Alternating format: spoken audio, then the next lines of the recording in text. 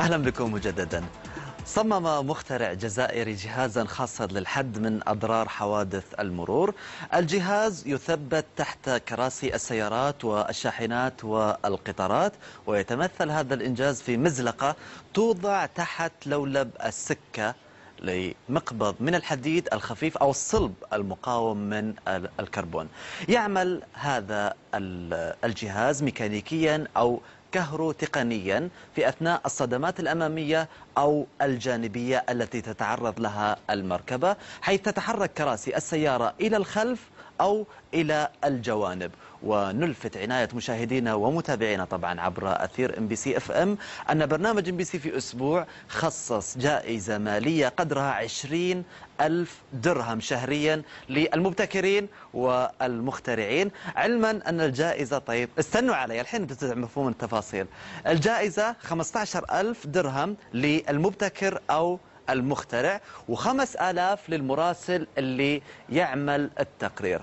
شدوا حيلكم والجائزة تنتظر، وأول واحد متحمس عليها هي داليا البكري. داليا 2000 ولا 5؟ 2000 ولا 5 للجائزة تبعت المبتكرين؟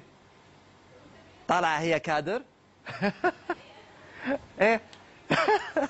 طيب خلونا نشوف التقرير، يلا.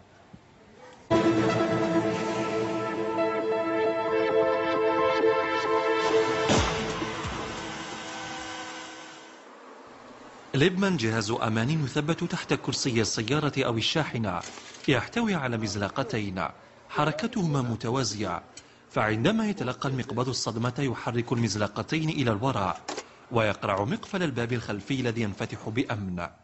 فإذا كانت الصدمة جانبية يسارا أو يمينا وقوية، فإن الباب المصدوم يؤثر على كرسي الراكب ليتحرك جانبيا نحو الكرسي الآخر الذي يصطدم وفق قياس المجال بين كرسي كل من الراكبين. مركب من صفيحة حديدية، السمك تاعها يكون من 4 ملم إلى 7 على حسب هيكل السيارة. مثلا السيارة الصغيرة وين لا ديستونس من المسافة قليلة راح نديروا السمك يكون 4 ملم.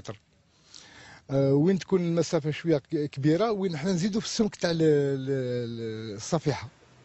يتبع هذا النظام الميكانيكي اتجاه الصدمة، حيث يتميز بحركته التناوبية في حال وقوع اصطدام جانبي أيسر أو أيمن على أبواب أو مطالة السيارة. وتضم كل مزلقة لولبا لاصقا مع أسفل الخط الحديدي المناسب يمكن أن يمتد إلى مسافة معينة، يراعي حركية العتاد المقابل والجانبي داخل السيارة وموضع كرسي الراكب. راح يكون إذن تخفيف على الأول وين كان الثقل ما يخليش الصدمة قوية تنقص، وكاين العنيفة بزاف بزاف راح يخلي الكرسي يتحرك. هذا الجهاز الميكانيكي مزود بنظام أوتوماتيكي يستشعر الخطر قبل وقوع حادث المرور ليحفظ سلامة حياتك بنسبة 70% ويصبح الضرر أقل بكثير. رفيق بخوش، MBC الجزائر.